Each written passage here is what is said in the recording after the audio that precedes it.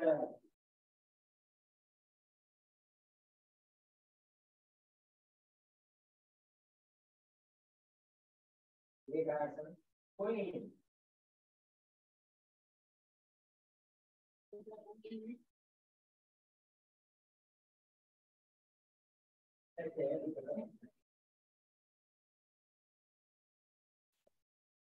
Hariharan. How are you? Fine, ma'am. Fine. So, any doubts about from the topics that we learned till now? Anything that you didn't understand or No. any? It's all fine. Yes, ma'am. Did you get any assignments? Actually, there are the first assignment which was sent to you. It is actually for the part that you will learn today. So the renewed assignments probably you will get based on methods of preparation and nomenclature. That did you get those two assignments on methods of preparation and nomenclature?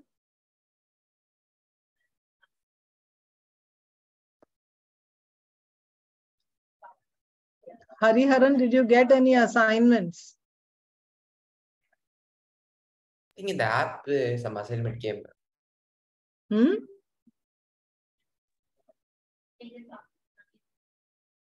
I can't hear. In the app, I think one assignment came. You saw one assignment. So one assignment which you see in the app, that is actually based on the topic that you are going to learn today.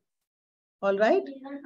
And there are two other assignments which you might get today, which are based on nomenclature and methods of preparation that you should attempt and do it and send it. Vaishnavi, how are you? Fine, ma'am.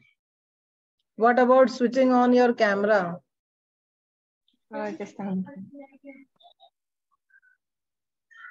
minute.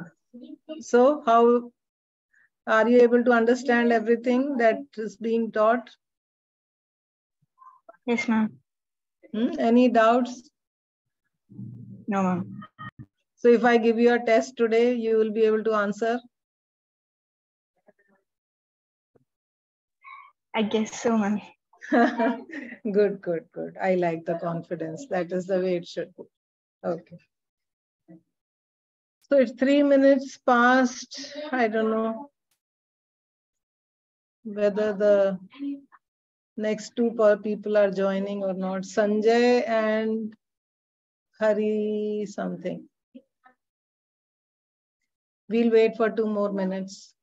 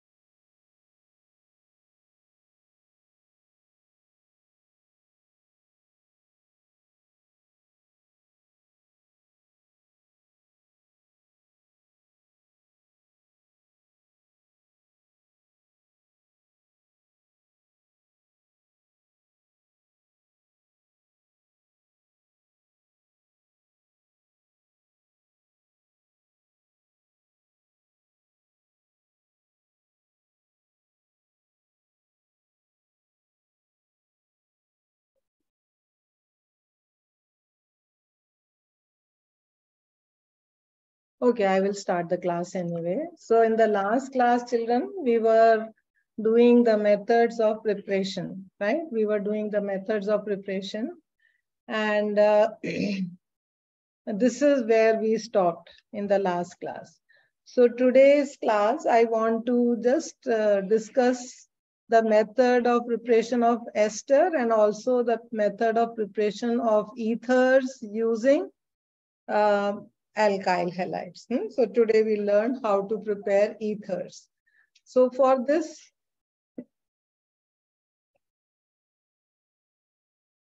we are going to focus on ethers. So first is preparation of ethers.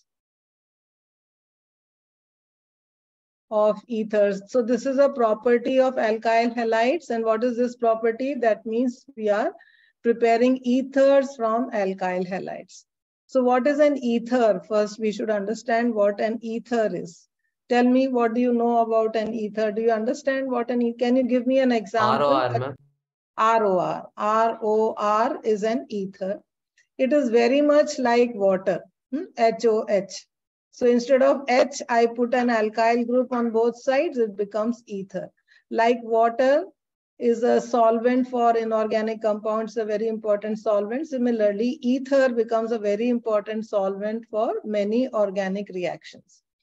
Let us also now, before we learn the method of preparation, learn how to name the ether. Supposing I have an ether like this. The common name is easy. You take ethyl, methyl ether. Ethyl, methyl ether. That is the common name. Okay.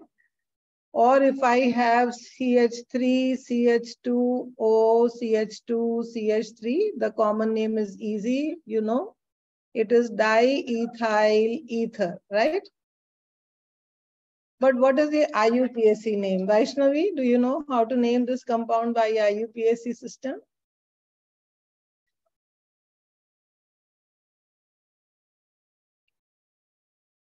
Hariharan, can you tell me?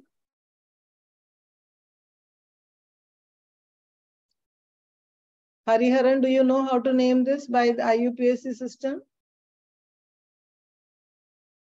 No, ma'am. Okay, so we will learn. That is also important to know. See, the way to name by IUPAC system is first look at the longest continuous carbon chain. So the longest continuous carbon chain, there are two carbon chains here. One has two carbon atoms, one has one. So this is the longest continuous carbon chain. This one is the longest continuous carbon chain. So what is this carbon chain? Two carbon atoms. So this is eth. And it is linked by a single bond, so it becomes ethane. And this is the branch on ethane. What do I call this branch? Methyl plus oxygen. It becomes methoxymethane. Methoxyethane. It becomes methoxyethane. Similarly, if I have to name this one, the branch here is what? Two carbon atom plus oxygen. It becomes ethoxy. So it becomes ethoxyethane. All right, this is methoxyethane, this is ethoxyethane. Supposing I have another one. I have three carbon atoms on one side. Then we will have to say the number. So this is CH2, CH2, CH3. Vaishnavi, can you name it now? What is the longest chain? Propane, ma'am. Propane. So this is propane. And this is Methoxypropane. Methoxypropane. But since there are different position of this methoxy group possible, I will number this carbon chain and I will call it what? 1-methoxypropane. Why will I call it 1-methoxy? Because I could have this methoxy group on the second carbon also, like this. In that case, it will become 2-methoxypropane. 2-methoxypropane. Did you understand? So this is how we name the ethers. Now the question is, now I need to prepare this ether with the help of an alkyl halide. So let us write the general reaction. General reaction, what is the general reaction? Rx, my alkyl halide is Rx. And this X I have to separate, and instead of X I have to put OR. So what will I take? I will take RONA. RONA. So what will happen? Na and X, they will separate out and you will get NaX. And what will be the compound that I will get? ROR dash. Okay, so this is a very easy method for preparation of ethers.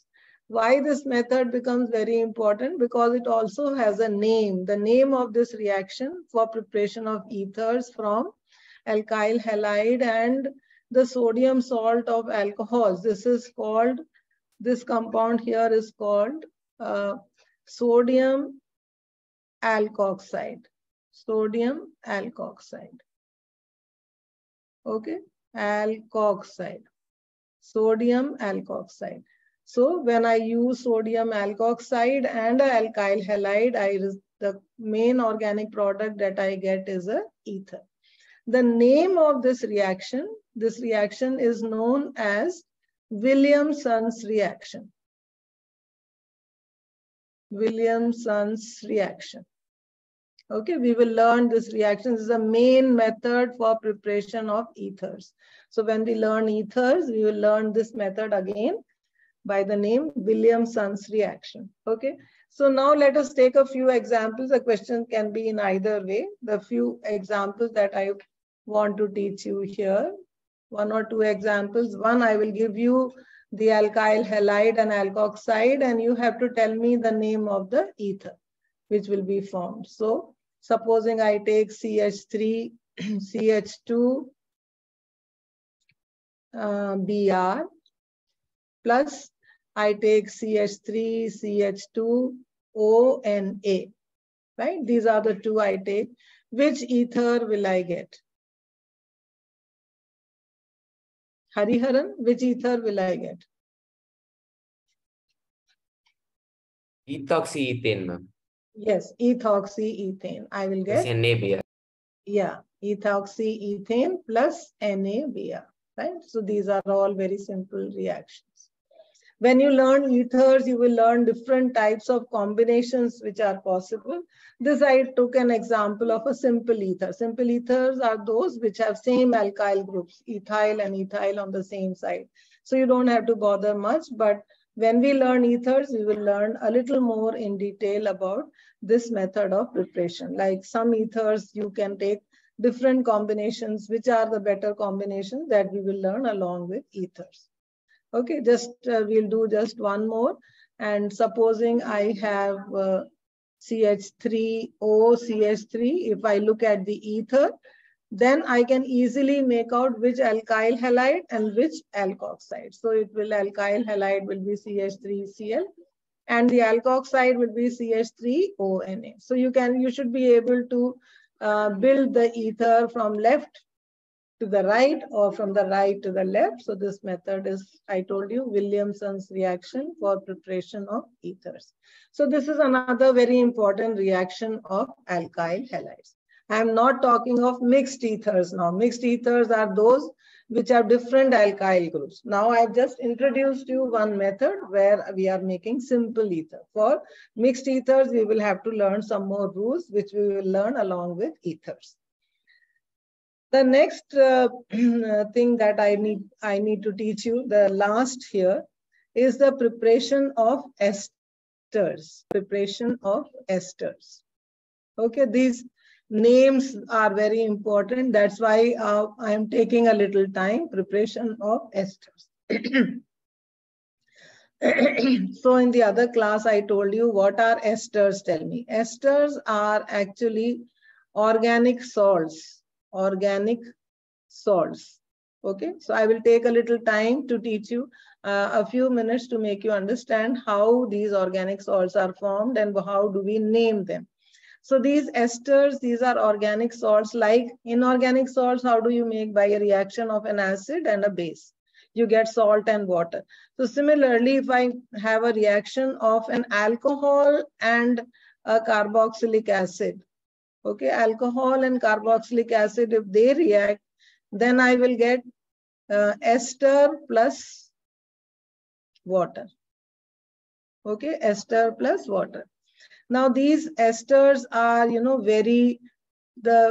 say in organic chemistry, they are the sweetest substances. Sweetest in the sense that all flavors of all the fruits, the vanilla flavor in the ice cream, the pineapple flavor, the flavor in the apple, they are all different types of esters.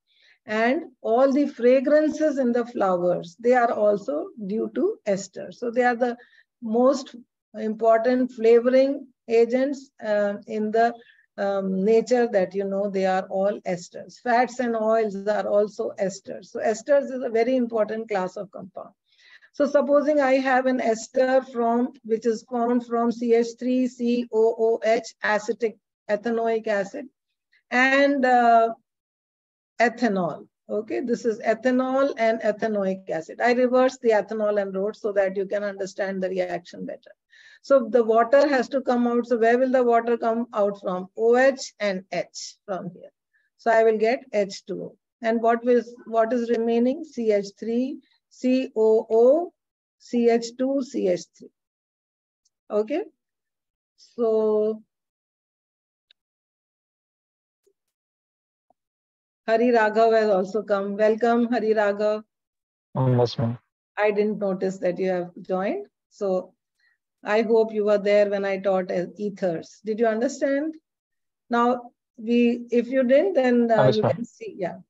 So this is about esters. Now we should learn how to name these esters. Vaishnavi, do you know how to name the esters? Do you remember how to name the esters? Vaishnavi, do you remember how to name the esters? Hari Raghav, do you remember how to name the esters? See, the simple name, see, in organic chemistry, naming is very important. So once you are thorough with the names, then you will know easily how to do it. So we should know the names. The common name of the ester is like, supposing it is CH3COONA. This is the salt. How do you name it? You call it sodium acetate, right?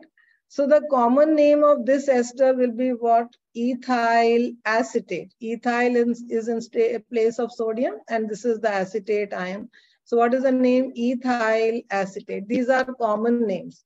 But we need to learn the IUPAC name. Along with the common name, we should know the IUPAC name. So let me show you how to give it the IUPAC name. So for the IUPAC name, you have to, so this is your CH3, C+O, OC2H5. Now you can see in an ester, there are two oxygens. One oxygen is doubly bonded to the carbon, the other oxygen is singly bonded to the carbon. So identify that. So this part you should understand has come from the alcohol. This part comes from the alcohol. And this part comes from the acid. This is from the acid, right? So you always begin naming with the name of the alkyl group here, which is in the part of the alcohol. What is this alkyl group called? Ethyl. Ethyl. And then you start naming this part, the part on the left side. So there are two carbon atoms here. So it is eth. And then because they are joined by the single bond ane, and the suffix is O8. Ethyl ethanoate is the name of this compound. Ethyl, and this part is ethanoic acid. Instead of ethanoic acid, you call it ethanoate, ethyl ethanoate. Let me give you another example. Supposing it is CH3, CH2, C double bond O and OCH3. What will this be? Look at this alkyl group, which is singly bonded to oxygen. This is methyl, right? And there are three carbon atoms. So what will I call it? Propanoate, methyl propanoate. Did you understand to name these compounds? Unless you know the name, if you asked a question, you will not know what the compound is and how will you make it. So you should know methyl propanoate. So how will, let me, tell me. Should we also include this oxygen to name the methyl? No, we are only talking of, see this, I was only telling you this part comes from the alcohol. But when you are naming, you are looking at the alkyl group attached to oxygen. So you call it methyl. And then this part names, these three carbon atoms are separate. So you call them propane. And since it is an ester, it ends in O8. Like alcohol ends in ol, aldehyde ends in al, ketone ends in on. Similarly, esters, they end in O8. How will you identify an ester? There will be C double bond O and O in the ester. On this side, there will be R, this side, there will be R. So when you name it, this R comes first. So methyl propanoate. Let me give you one or two more examples till you become confident of this. So supposing I have CH3 C double bond O and CH3. Okay, how will I name it? How will I begin my name? I begin my name with the carbon which is attached to oxygen directly, this carbon, this alkyl group. So what is this alkyl group? Methyl, right? And two carbon atoms here, so it will be methyl ethanoate. Methyl ethanoate, okay? Supposing I have CH3, CH2, C double bond O, CH2, CH2, CH3. Vaishnavi, now can you tell me what is the name of this ester? Yes, ma'am. Ma'am, propyl propanoate, ma'am. Very good. Propyl propanoate. Hari Raghav, now you understood what we are doing? Yes, ma'am. Okay. Just last one, and this Hari Raghav will tell me. O, CH2, CH3. What will be the name? Ethyl. Ethyl. And how many carbon atoms are there? One. One. So one. So meth. Ethyl methanoate. Did you understand? But carbon is one, ma'am. So how methane? One carbon is meth, no? One carbon is meth, two carbon is eth, three carbon is prop, four carbon is but. Okay. Right? So one carbon is methanoate. Okay? Have you understood, Hari Raghav? Yes, ma'am. Yes, ma'am. Understood. Okay. So these are esters. Now, how do you make these esters? So for making these esters, we need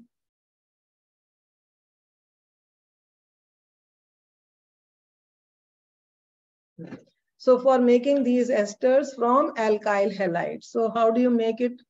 Preparation of esters, you first take Rx plus RCOOAg. Okay, what will happen? Ag and X will go. So what will you get?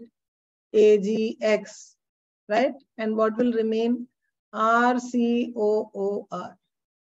Okay, so let me take an example. CH3Br plus CH3COOAg, right? I will get AgBr plus, what will you get? Which ester will you get? CH3COOCH3, right? What is the name of this ester? Methyl, and there are two carbon atoms, so ethanoate. All right. So supposing you have the ester and you are asked to name an alkyl halide and a silver salt, how will you make that ester? So now I'll write the name of the, write an ester. So I have to make ethyl ethanoate. Okay, ethyl ethanoate. Okay, so I have to find out one alkyl halide and one silver salt. So what will I do? First, I'll cut out one and put it on the alkyl halide. So which alkyl halide? CH3CH2Br. And one rest of it I'll attach to silver. So what is the silver salt? CH3 C double bond O and OAg. These two, when they combine, they will give you this, right? Plus AgBr. So now did you understand how to make esters and ethers? Normally the question will be, you will be given an ester or an ether and you will be asked which alkyl halide and silver salt, which combination will give you this. So both ways you should be able to answer. If you know the alkyl halide and the silver salt, you should be able to identify the ether. If you know the ester or ether, and if you know the ester or ether, you should be able to make out what are the reactants. Is that clear to all of you? Okay, we are still doing only same type of reactions. And what are the name? What do we call these reactions? Tell me. The name of all these reactions is Substitution. Substitution. They are all substitution reactions, but not just substitution reactions. What type of substitution is it? Substitution reactions, and these substituents which are being changed, the part of the alkyl halide which is changing. I will just take 1 minute. So the part of alkyl halide which is changing is the nucleophile. So what type of substitution it is? Substitution nucleophilic. I hope you remember what a nucleophile and electrophile is. If you don't remember that, please tell me now, I can teach you. Because if you don't know nucleophile and electrophile, then the next part that I'm going to teach will not be, you will not understand. I'm going to teach again this one. Okay. I will tell you what a nucleophile and electrophile is. So in an organic reaction, you know, we have to understand organic reactions, how they are. Organic reactions, they are basically, these reactions are, you know, you should understand each reaction, there is a substrate. Okay. And it reacts with a reagent, right?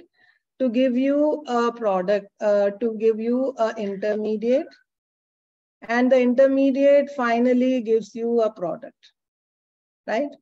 Now, in our reactions that we are doing right now, what is a substrate? Substrate is a one reagent which gives the reactive site, like alkyl halide has a reactive site which is a polar bond with a halogen. That is going to change. So wherever the reactive site is in the molecule, that will take part in the reaction. So what is the alkyl halide in our reaction?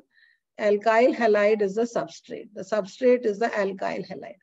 Now, the reagents are two types. Always, when you learn in any organic reaction, the reagents are two types. One is called electrophile. Okay, electrophile. And the other is called a nucleophile. Okay, phile in French or in Greek, I don't know, but it means to love. Okay, so electrophile means what? Something which loves electrons. Loves electrons. Okay, electrophile is electron loving species. That species which loves electrons. Which species will love electrons? Tell me. Something which is deficient in electrons. Okay, something which is deficient in electrons. Something which doesn't have an electron. Like H+ is an electrophile. Positively charged species very often which are ready to accept a pair of electrons or which are looking for a pair of electrons, they are electrophile. Like H+ is an electrophile, Cl+ is an electrophile, Br+ is an electrophile. So all positively charged species which are ready to accept electrons, they can be called electrophiles because they are always deficient in electrons, and they are always looking for those reagents which can give them electrons. Similarly, what are nucleophiles? Nucleophiles are nucleus loving. Nucleus loving. Why are they nucleus loving? Because they are electron rich. They are rich in electrons. So they want to, what is nucleus? Nucleus is a positive center. So they are looking for species which are positively charged. Why? Because they have electrons to donate. So since they have electrons to donate, they are always looking for electrophiles. So example are like OH- is a nucleophile. Cl- is a nucleophile.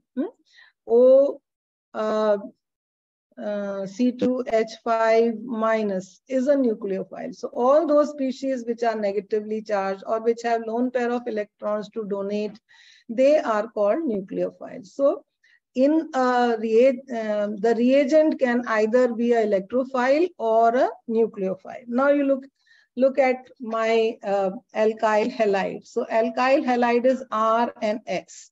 Let us take an example, CH3 and Cl. Right? Now, if I look at, or if I make it a little more clear to you, this is H here. Right? CH3NH. Which is the polar bond here? This is the polar bond. This is the area which I call a reactive site. Okay, why this place is reactive?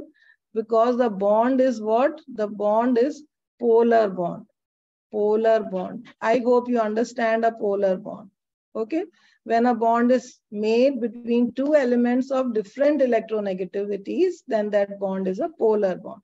So CCl bond is polar. Why? Chlorine is more electronegative than carbon. So this is slightly negative and carbon is slightly positive, delta positive and delta negative. So this bond is polar.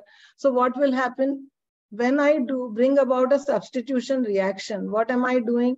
I am replacing the Cl. I am replacing the Cl with something else. So if I react it with OH minus, then what happens? The CH3, right, is replaced by, Cl is replaced by what? By OH.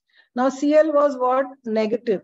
And what is it being replaced by? By OH, which is also negative. So if I replace anything negative, I can only replace it by something else which is negative. And what is a negatively charged species called? It is called nucleophile, right? So that is why all the reactions of alkyl halides, what are the type of reactions they undergo? Alkyl halides, they undergo substitution reaction, which is what? Nucleophilic substitution. So first important thing which you need to understand is that the substitution is nucleophilic. So all the reagents that are going to attack my electrophile and replace the chlorine will come in the form of nucleophiles. Now you see here the thing that we did that day, right? In this one, all these things which I, all the reagents that I used here, they all have a,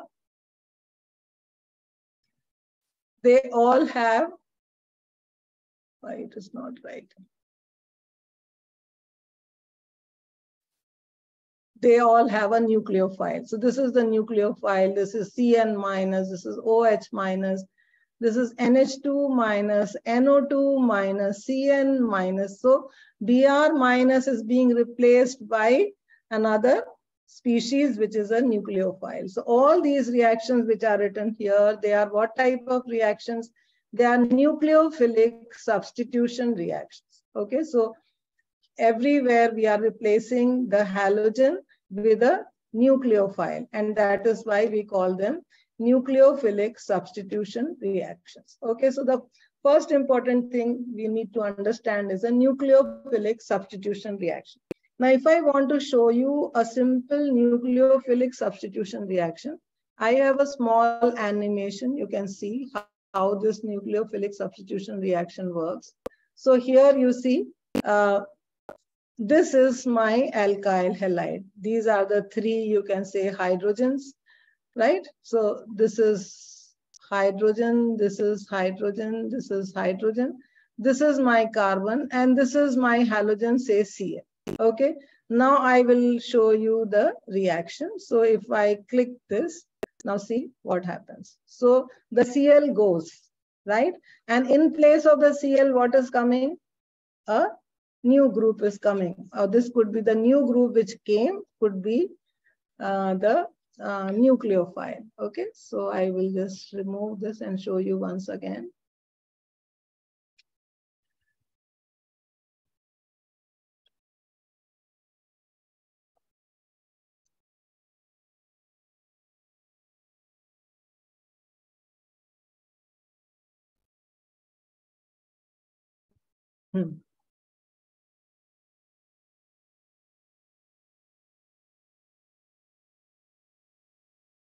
Okay, so the green thing which went out was a nucleophile, and it is being substituted by another yellow group, that is another. So this is a simple animation of a nucleophilic substitution.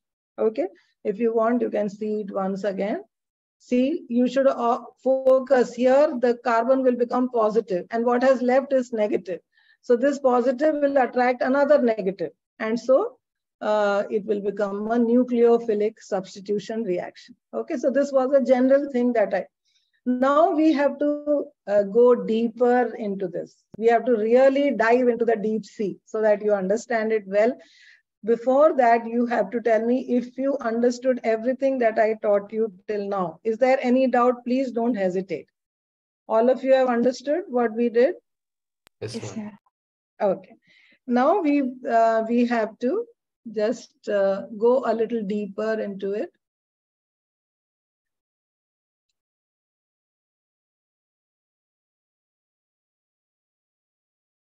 Okay. Now this substitution reaction that we learned, this substitution reaction is can be of two types. Okay. One type of substitution reaction, I don't know whether these headings are already ready for me. No. So I'll have to show you here. Okay.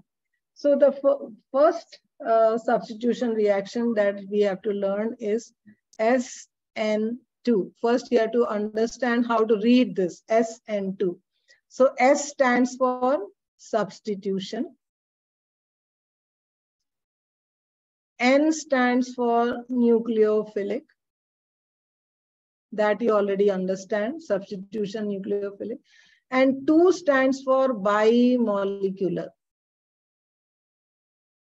Okay, so all the nucleophilic substitution reactions are of two types. One is SN2 and the other one is SN here and 1 here. So this will be substitution nucleophilic and this is unimolecular. Okay, unimolecular.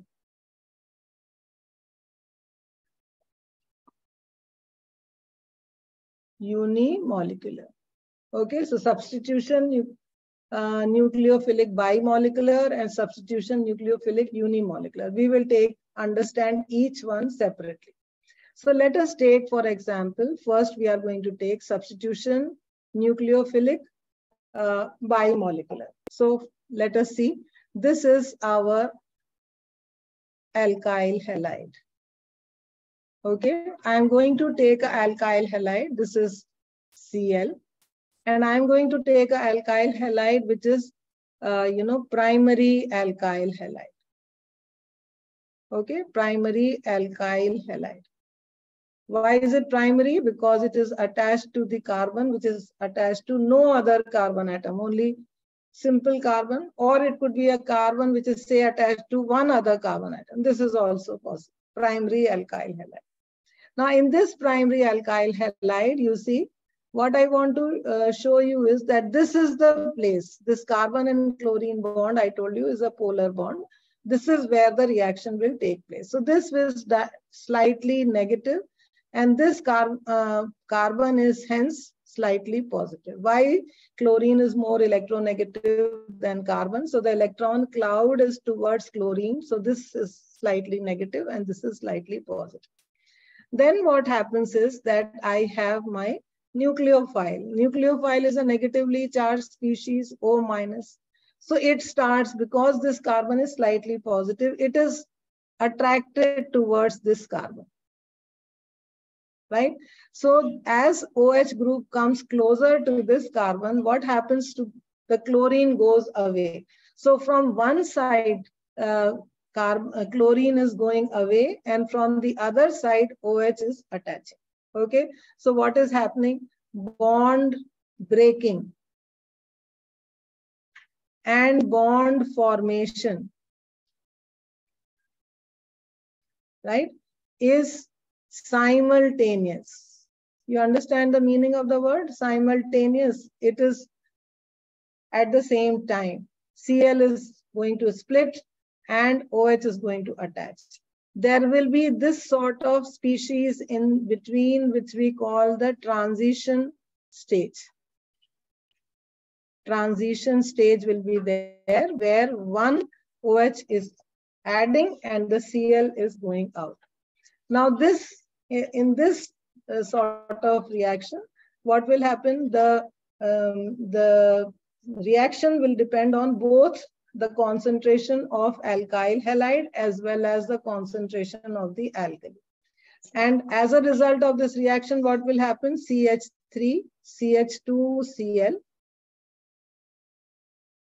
CH3, CH2, Cl, right? And OH minus plus CH3, CH2, Cl will change into what? OH, CH2, CH3 plus Cl minus. So OH will attach here and Cl will go away. This type of reaction is called SN2 or substitution nucleophilic bimolecular. Why bimolecular? Because the rate of reaction depends on the concentration of OH as well as the concentration of the alkyl halide. Two molecules are participating in. There's only one step in the reaction, but two molecules are participating, so we call it a bimolecular reaction. I have certain pictures of this. You see, this is how you can see it in a better way. So here, I hope you understand this. This is a 3D way of writing the structure. So this H, which is a solid wedge, it means this H is coming towards you, and this dotted line is going below the page, behind the page. So it is a 3D picture like this. So the BR is going out slowly and OH is coming and attaching here. So as the BR is going out, OH is coming and attaching, and you get the product here. So this is what you see here. This is the transition stage. Okay, so what you see here inside the bracket, this is the transition stage. Okay, sometimes if I have taken this picture from your book, sometimes you show it like molecules without specific elements there. So this is the alkyl halide. These are the three groups. This is carbon, and this is the group which is going out. And this is the nucleophile which is attacking. So see, this nucleophile is going away and the new nucleophile is coming in. So this type of reaction, which is dependent on the concentration of what?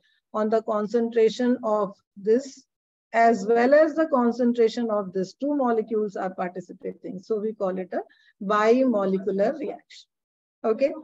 Now we will take another one, which is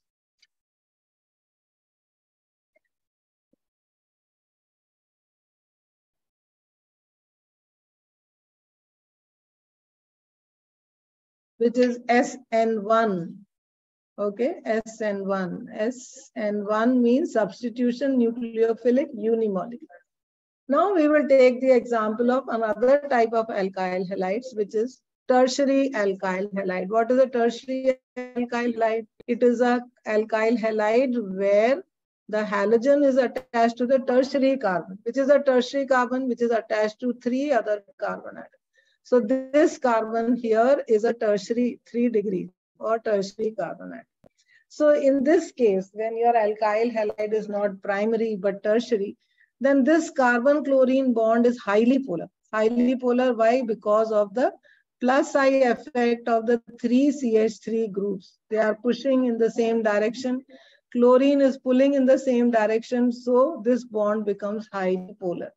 Since it is polar, it can dissociate. And what can it give you? CH3C, CH3, CH3 plus the intermediate carbocation plus Cl minus.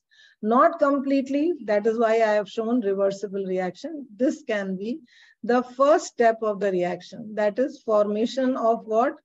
Carbocation. I hope you understand carbocation. Cation where positive charge is on carbon, we call it a carbocation. So in this case, it doesn't happen like chlorine is going out and something is coming from behind.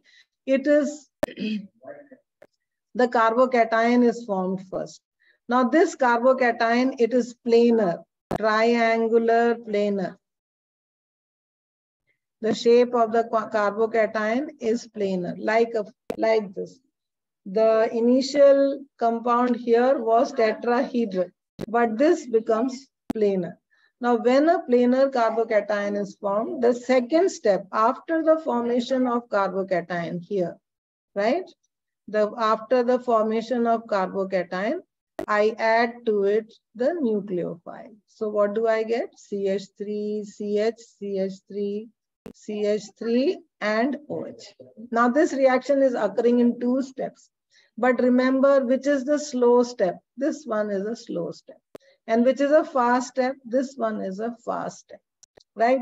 Now, in a reaction, if it occurs in 2 steps, which step will determine the rate of reaction? The slower step, right? If there is a relay race and 4 boys are running, ultimately, whether you will win the race or not will depend on the weakest fellow. If he runs well, you will win. Others are all fast anyway. So the slow reaction decides the rate of reaction. So here the reaction occurs in 2 steps.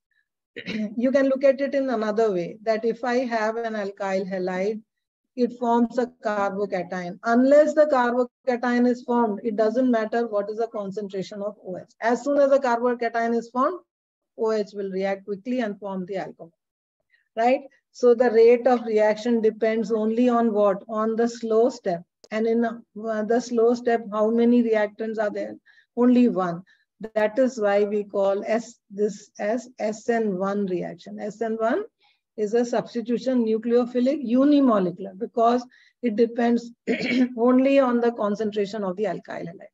If I double the concentration of OH, it doesn't matter because OH can attach only after the carbocation is formed. So the rate of reaction depends only on the concentration of one molecule, and that is alkyl halide. So that is why we call it substitution nucleophilic unimolecular. So if I compare the SN1 and SN2 reactions, I can write here.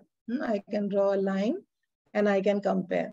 So this is SN1 and this is SN2, right?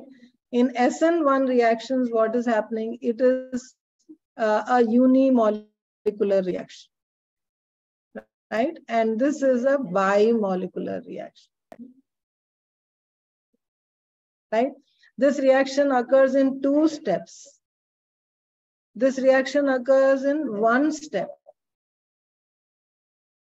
Here a carbocation is formed.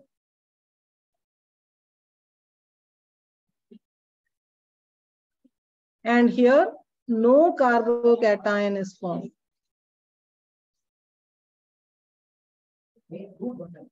No carbocation is formed, but there is a transition stage, right? Here, no transition stage.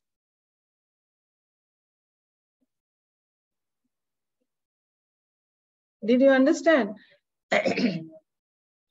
So Yes, this one is SN1 and this one, SN1 is shown by tertiary alkyl halides.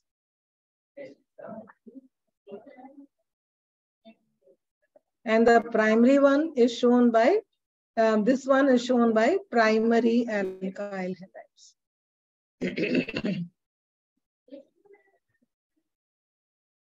Right? So, if I want to show the ease of reactions, there is a place in your book where you have to say, you'll be given different alkyl halides, CH, a tertiary alkyl halide, right? A secondary alkyl halide, and a primary alkyl halide, right? So for SN1, what is there?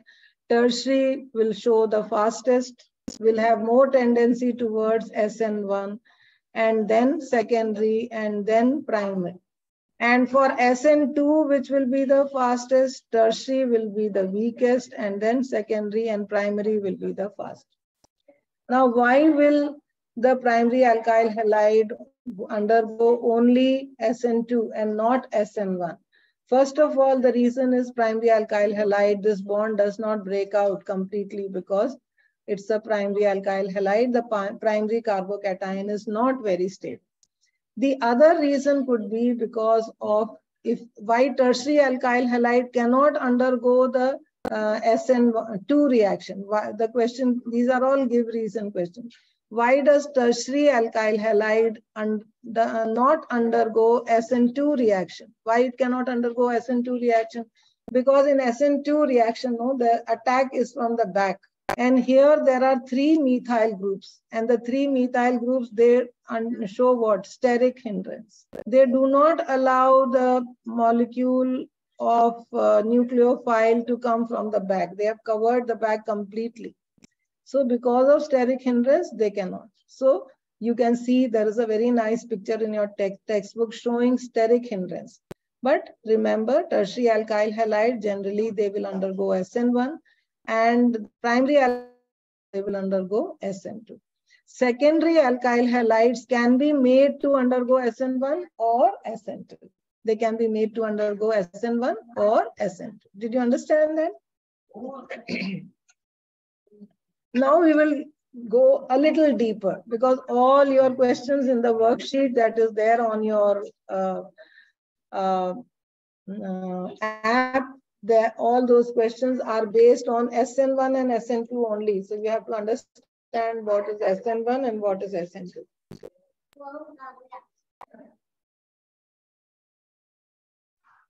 Ma'am, can you show the previous slide for a minute, ma'am?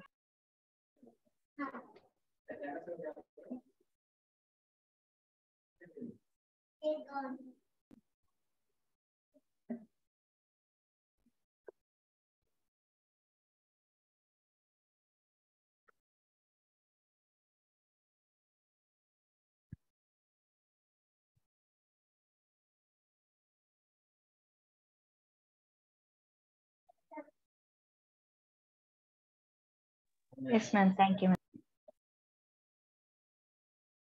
Okay.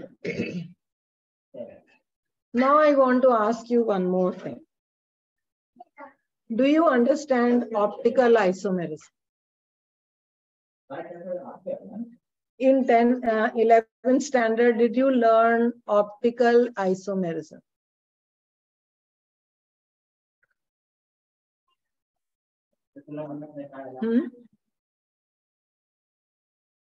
No, Hariharan, Vaishnavi, Hariraghav, yes or no? No, ma'am. Hariraghav, what about you? Ma'am, I think no one. I don't remember. And Hariharan, have No, you ma'am. learned? Oh, I am surprised. So that means I have to teach you optical isomerism. Oh my God. Okay, let me try. So you have learned isomerism, isn't it? You have learned that CH3, CH2, CH2, Cl, and CH3, CH, Cl, CH3.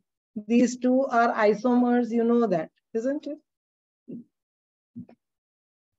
Isomers are compounds which have same molecular formula but different structure. They are structural isomers. These are structural isomers. What type of structural isomers are they? They are position isomers. Have you heard of this? Vaishnavi, have you heard of this position? Yes, ma'am. Isomer. Yes. Yeah, position isomers, you know. So these two are position. You have learned chain isomers. You have learned position isomers. You may have also learned functional isomers. So this is position. Supposing I have CH3, CH2, CH2, CH3, and another one is this one. These two are also isomers.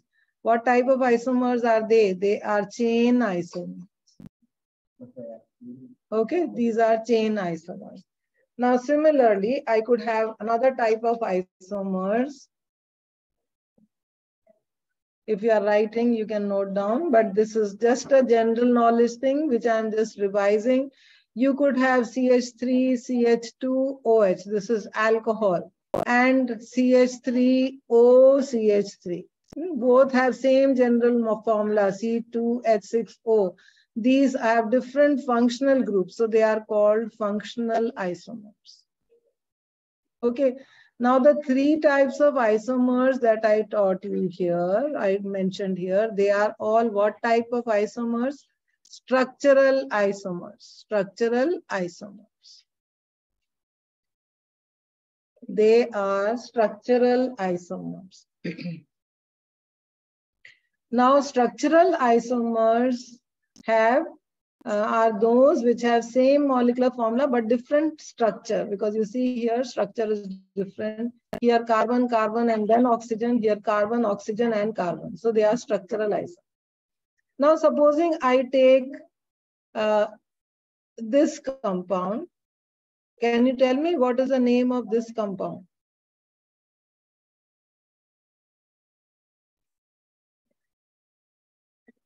Anyone of you?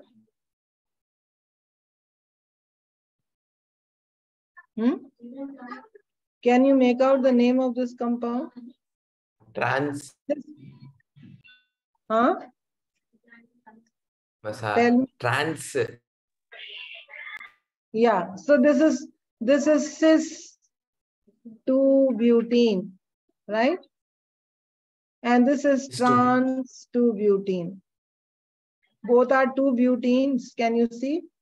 The structure of both of them is same. What is the meaning of structure? That means this carbon atom here is attached to, both of them have the same structure. What is the structure? CH3, CH, double bond, CH, CH3. This is 2-butene. It can be written in two ways, trans-2-butene and cis-2-butene. Two different. What is the difference? The difference is in their orientation in space. These are called stereoisomers. Stereoisomers are those isomers which have same structure, but they have different orientation or different arrangement in space. So this type of stereoisomers here, they are called geometrical isomers. I don't know whether you have heard about them. Geometrical isomers. If you have not heard, then you must request your organizer to give me some time so that one class I can take on isomerism. Because if you are all planning to write any entrance examination, then this is important. So these are geometrical isomers. Now, similar to geometrical isomers are another type of stereoisomers. Stereoisomers are two types. One is geometrical, and the other one is called optical isomers. What are optical isomers? Let me explain that to you first. So supposing carbon is there and it is attached to, 4 is attached to OH, and here H, here I have CH3 and here I have COOH. So what is special about carbon atom? This carbon atom is attached to 4 different groups, 1, 2, 3, and 4 different groups around it. Such carbon atoms, they are called asymmetric.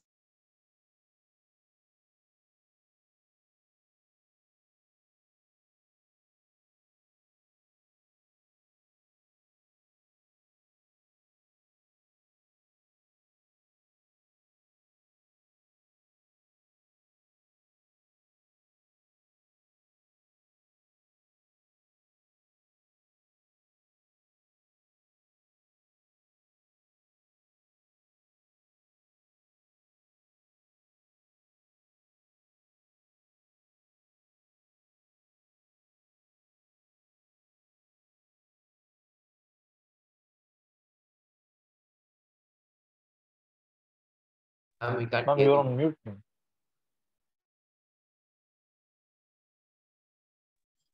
Yeah. So I've drawn another structure here on the right side. The picture which I have drawn on the right side, or the molecule that I have drawn on the right side, is the mirror image. This is the mirror image. Okay, so this one I have drawn a line in between, and this side I have drawn a mirror image. So these two are two different molecules. This molecule 1 and 2, they are different from each other, right? And when do these two molecules become different? When you have an asymmetric carbon atom. When carbon is asymmetric, when is the carbon asymmetric? Carbon is asymmetric when it is attached to 4 different groups. And in an asymmetric carbon atom, the mirror image, the molecule which looks like the mirror image, is a different molecule. And these two molecules which are related to each other as the object and its mirror image, they are called optical isomers. Optical isomers. These are optical isomers. Okay. And this asymmetry, yeah. Tell me. But they look same, ma'am.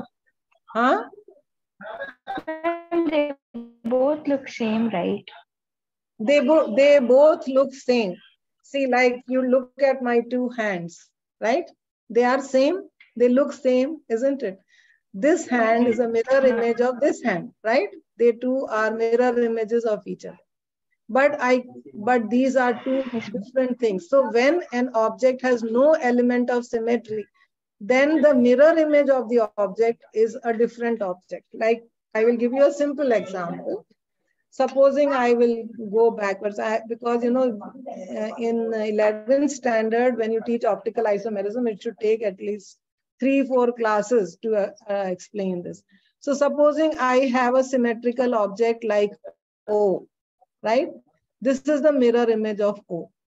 So if I take this mirror image of O and superimpose it on this one, then I will be able to superimpose completely. So the mirror image is like the object. So object and mirror image are not different, they are same. But if I take a asymmetric object which is not symmetrical like R, the mirror image of R is like this. If I lift this R from here and place it over here, it is different. So here the object and the mirror image, they are non-superimposable. Mirror image, they are non-superimposable. Okay, so same thing, here it is superimposable, here it is non-superimposable. So when, see, actually if you are able to, you can take a small potato, or you can take a small, if your mother makes wheat dough for making chapatis, take a small piece and put 4, toothpicks on it. In the next class, I'll keep that model ready and show you. And if on each toothpick, you put a different color ball, you will realize its mirror image, you cannot superimpose. You will feel that it is same, but it will not be the same. So in this case, these two hands, they are similar, right?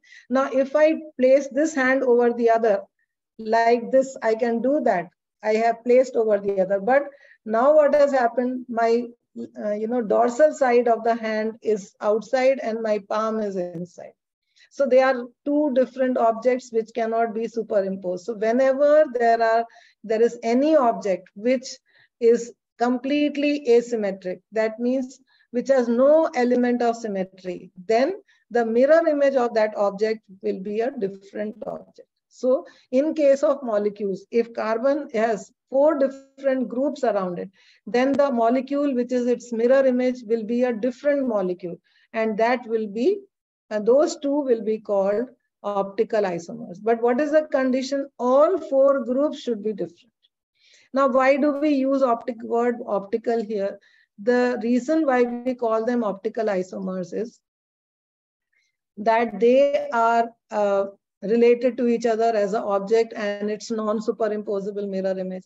The other reason why we call them optical isomers is that these isomers have completely different properties, very different properties, right? Like there are 2 isomers which are, one is present in lemons and the other is present in oranges. Okay, the same limonin is the compound. So the compound which is present in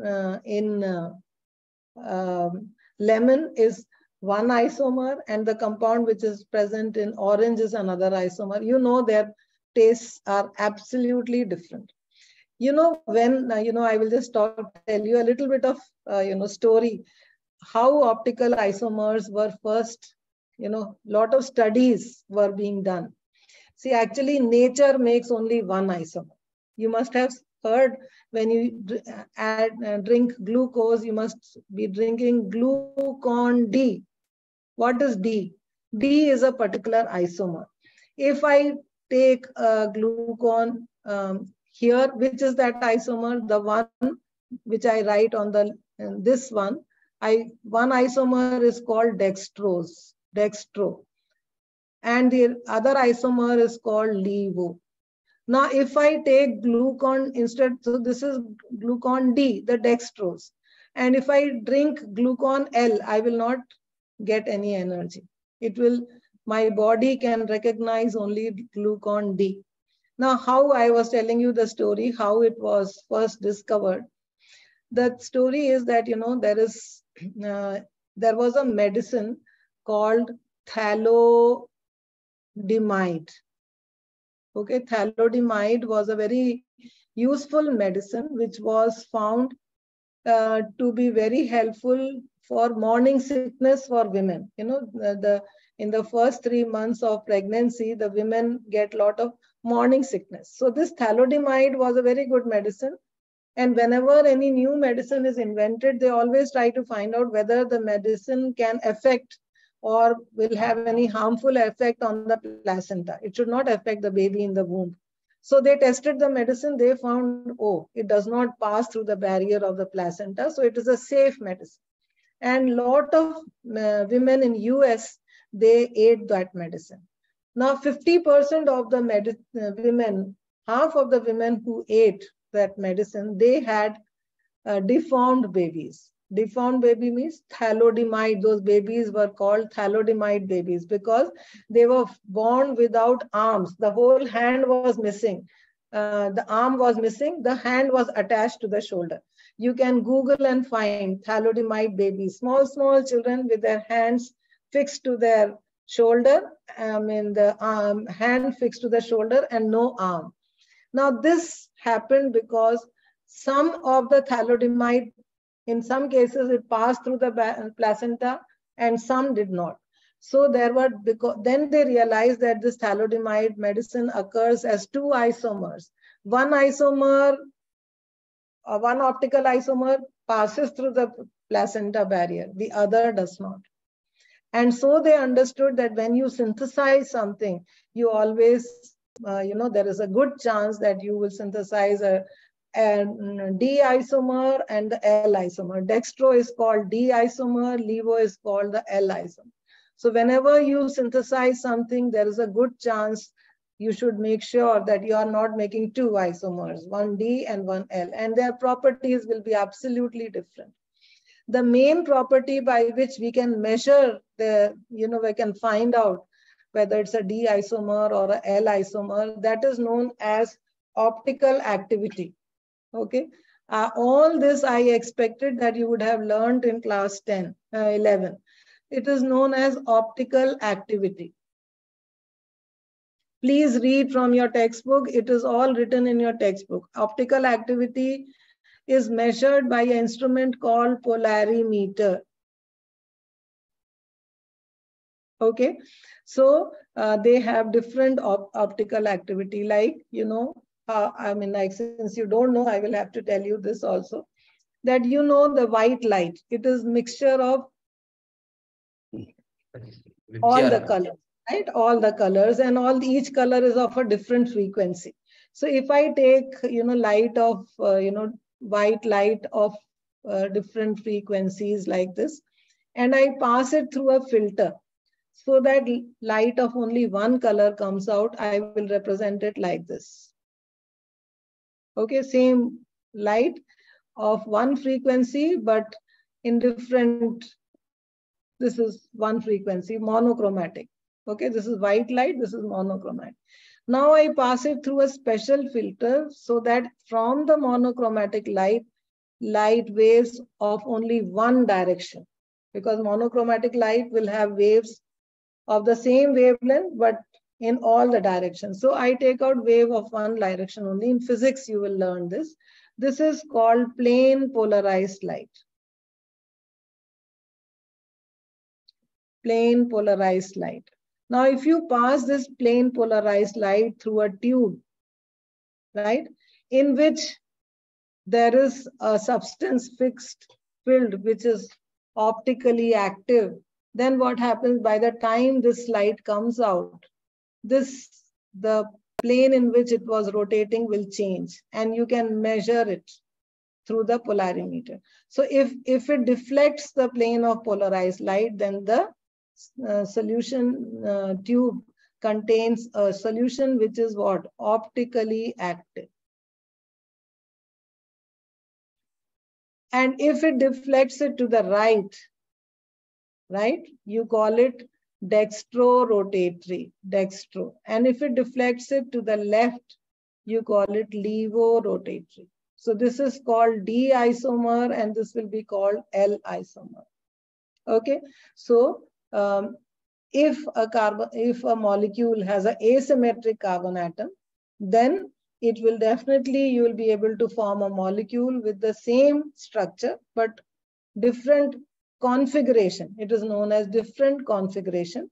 And if one configuration will be dextro, then the other configuration will be levo. And they will be related to each other as an object and its non-superimposable mirror image. Okay.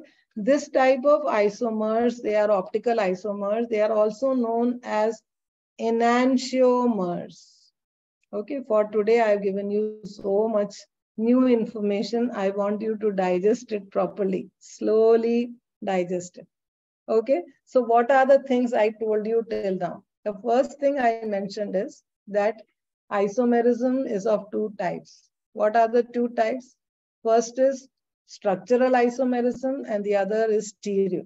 Structural isomerism is when the structure, same molecular formula, but different structure.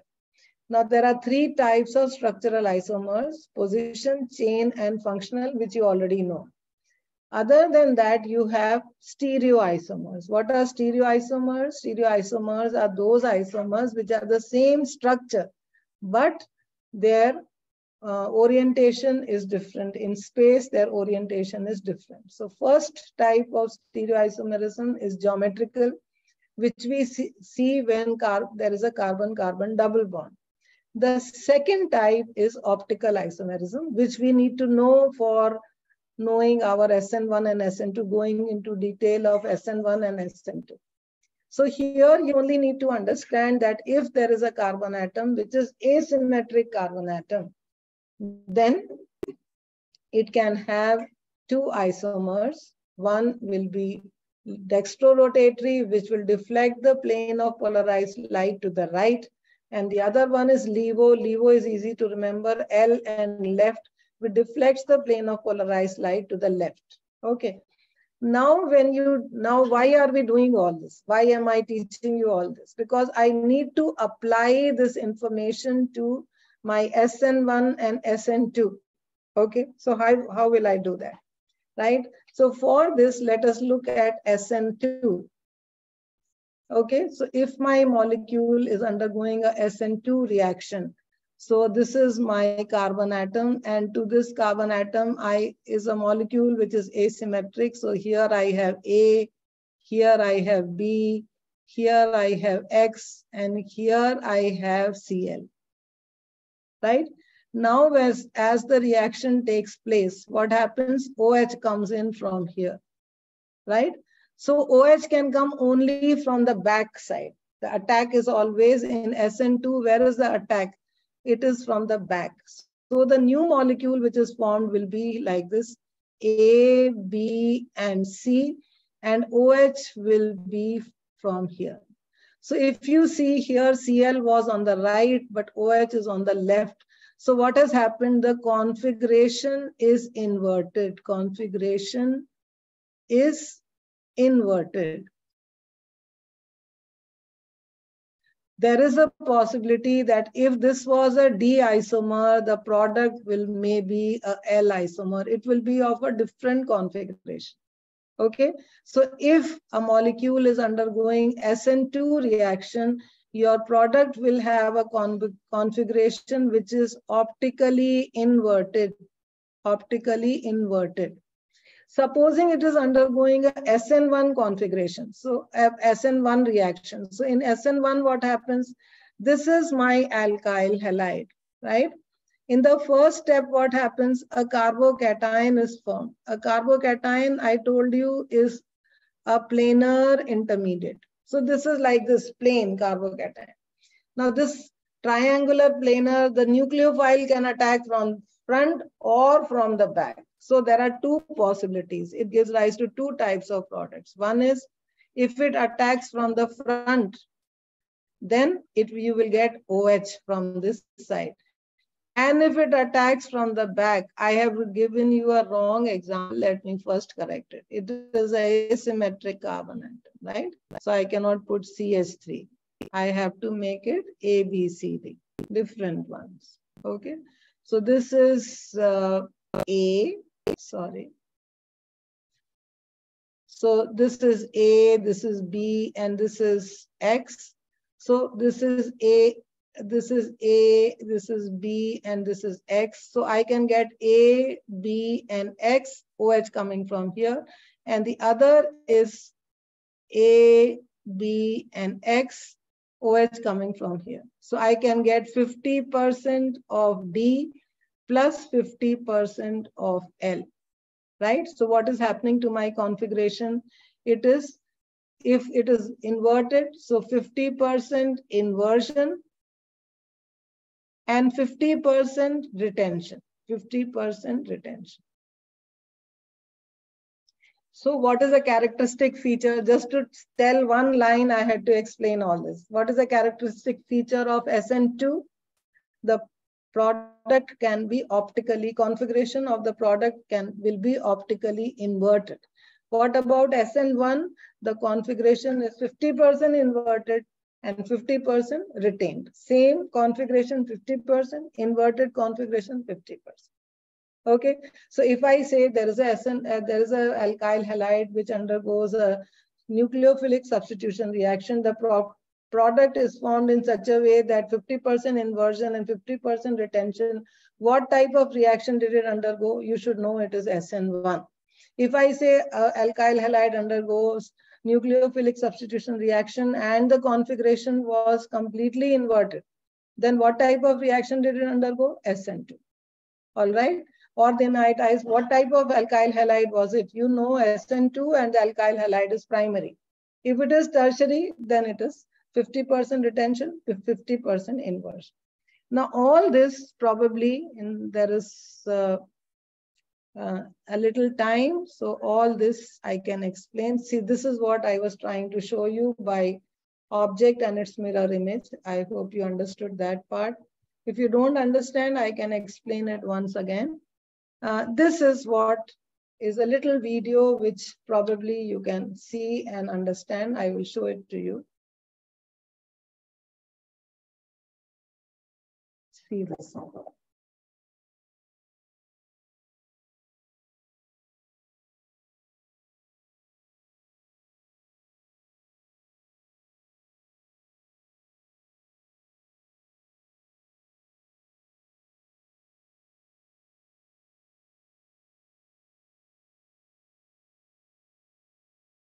See, from the back it attached and the other nucleophile has gone. Once again, it will show you.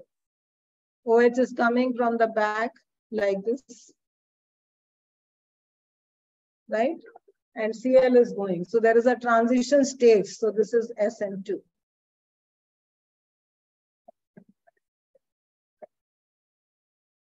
Now this is the stereochemistry of SN2, right? This is how their molecule is. Now this comes from here, right? And there is complete inversion of the configuration. Okay, you can see the inversion of configuration. That is. Now SN1.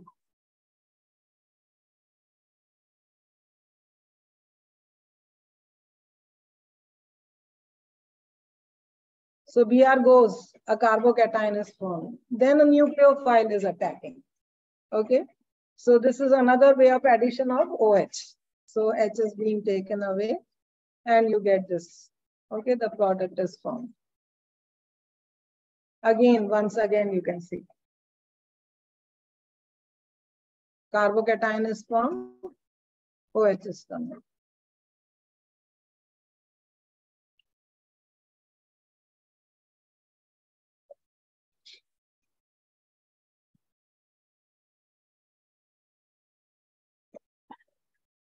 Now this is to show you how the attack can happen from two sides. Okay, so the OH has gone, Cl has gone. Now this is the intermediate carbocation. I've shown 2 because I want the attack from both sides to show you that it is a planar molecule. See, it can come from both ends, right? So one isomer like this. See, so you can get here there is a retention, and the other one was inversion. Okay, you can see it.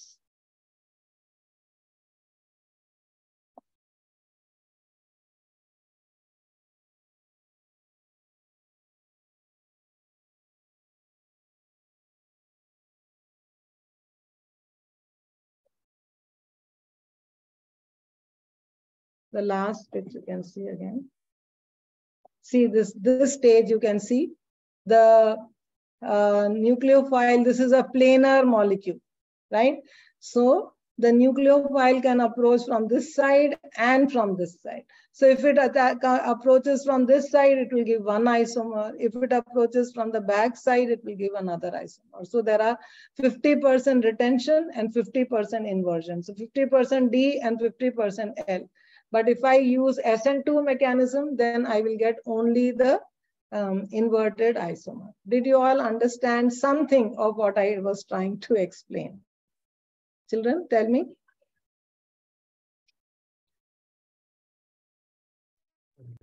Will you read from your textbook and try to understand a little more? Did you understand something? Now all your worksheet on your app is based on this.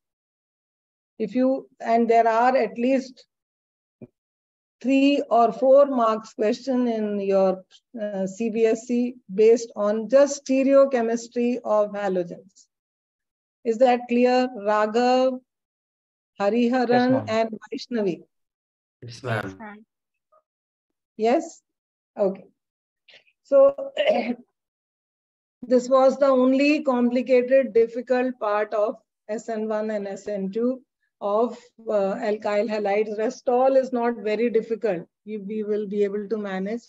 Only questions from here, this part of the questions for which you already have a worksheet, you should try and answer. If you are not able to do, then I will try to explain it in another way. Using an isomerism PPT that I have, I will explain once again to you. This I was hoping and assuming that you would have learned it in class 11. In class 11, we have a topic on isomerism, but many times teachers don't teach that part. So that is why you might have had a little difficulty in understanding, because I skipped a lot of things. Slowly, I should go through it and explain all the different terms. But anyway, what is more important is that you should understand that if it is SN1 reaction, then there is retention and inversion, and if it is SN2 reaction, then it is complete inversion of configuration. Okay, so that was what. So we have almost finished alkyl halides. Now there are 2 more types of reactions, which there are 5 minutes. I will show you. Reactions with metals. Reaction of alkyl halides. These are properties of alkyl halides. So reaction of alkyl halides with metals. And there are 2 very, very important reactions here which we do with alkyl halides and metals. First is reaction with sodium. Okay, reaction of alkyl halides with sodium. So this is a very popular reaction. This is a bimolecular reaction in the sense 2 molecules of alkyl halides always take part in the reaction. So Rx, this is 1 molecule, react with 2 molecules of sodium and then give XR. Very simple and good reaction it is. I will get 2 NaX plus R and R. So what I mean to say is if I take CH3Cl, and I write 2 Na plus Cl CH3. I need a solvent here, which is dry ether. Okay, this is where I use ether. So dry ether. Right? So what will I get here? I will take out NaCl. And I will get CH3CH3. So this is a method to prepare alkanes from alkyl halide. If your alkyl halide has 1 carbon atom, your alkane will have 2. If your alkyl halide has, say, 2 carbon atoms, CH3, CH2, Cl, plus 2Na, plus Cl, CH2, CH3, right? Again, I can take out here. The second alkyl halide, you should write a mirror image. Now you know what a mirror image is. So dry ether, what will I get? I will get CH3, CH2, CH2, CH3. Right? This is butane. So I started from ethyl chloride, which has 2 carbon atoms. I made an alkane with 4 carbon atoms. So this is a very, very useful reaction. It also has a name, and it is known as Wood's reaction. Wood's reaction is a reaction to prepare alkanes from alkyl halide, which will have the double the number of carbon atoms compared to alkyl halide. I cannot prepare alkanes. Here you can see always the number of carbon atoms is doubling. So I can only prepare alkanes with even number of carbon atoms. Whatever the alkyl halide is, that will become double, and I can make alkanes with even number of carbon atoms. We don't try to take a mixture of alkyl halides, because then we'll get so many alkanes we can't separate. So generally it is used for making alkanes with even number of carbon atoms. So this is a very useful method to get alkanes with more number of carbon atoms. Then the second reaction here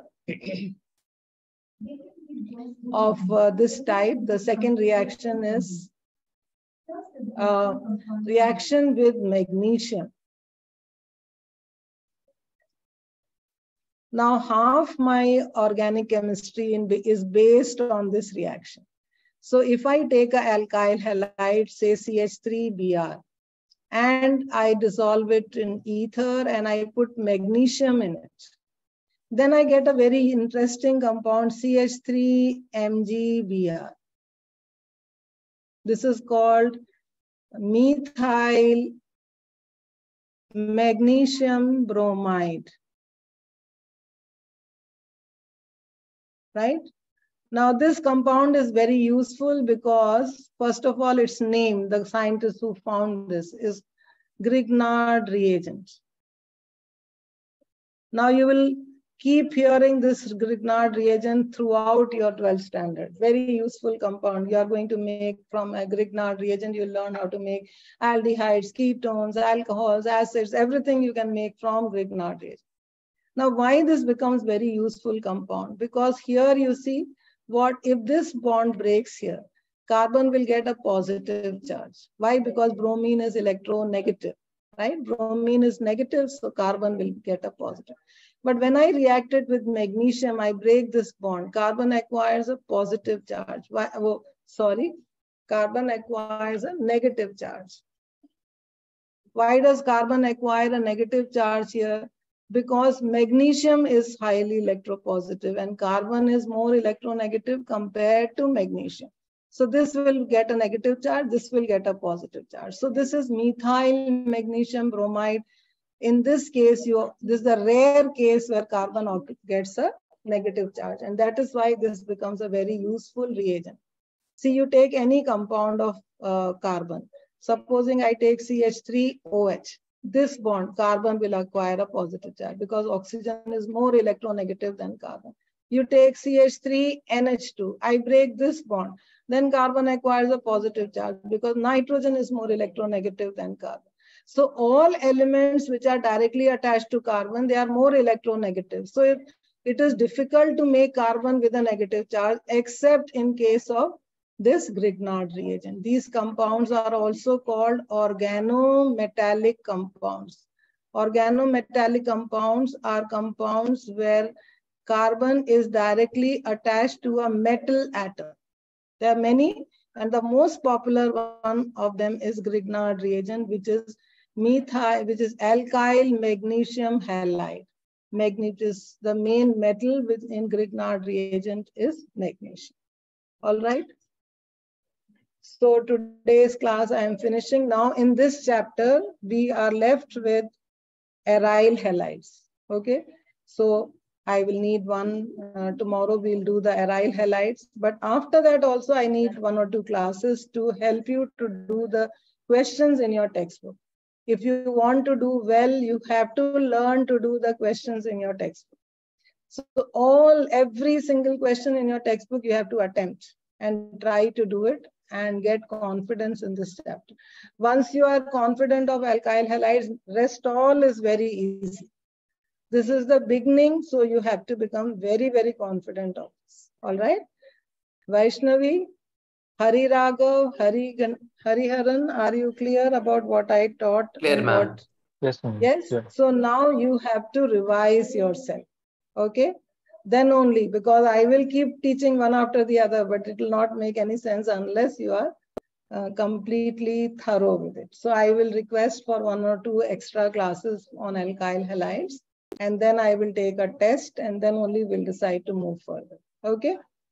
Okay then. See you. Bye. Thank you, ma'am. Thank you. Thank